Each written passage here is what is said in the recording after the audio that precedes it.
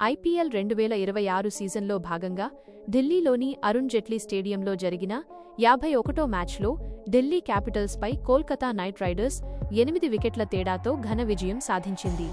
మొదట బ్యాటింగ్ చేసిన ఢిల్లీ 20 ఓవర్లలో 8 వికెట్లకు 142 పరుగులు చేసింది. పతుమ్ నిషంక 29 బంతుల్లో 50, అశుతోష్ శర్మ 39 రాణించగా అంకుల్ రాయ్, కార్తిక్ త్యాగి బౌలింగ్లో రాణించడంతో ఢిల్లీ తక్కువ స్కోరుకే పరిమితమైంది.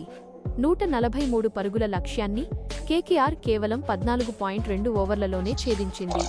ఓపెనర్ ఫిన్ అలెన్ తుఫాన్ ఇన్నింగ్స్తో చెలరేగి కేవలం 47 బంతుల్లో 10 సిక్సర్లు, 5 ఫోర్లతో సెంచరీ, 100 నాటౌట్ పూర్తి చేశాడు. కామెరాన్ గ్రీన్ 33 నాటౌట్తో కలిసి అతను మూడో వికెట్కు అజేయ భాగస్వామ్యాన్ని నెలకొల్పి 34 బంతులు మిగిలి ఉండగానే జట్టుకు విజయాన్ని అందించాడు. ఈ విజయంతో కేకేఆర్ 10 మ్యాచుల్లో 9 పాయింట్లతో 7వ స్థానానికి చేరుకోగా ఢిల్లీ 11 మ్యాచుల్లో 8 పాయింట్లతో 8వ స్థానానికి పడిపోయి ప్లేఆఫ్ రేసులో వెనుకబడింది.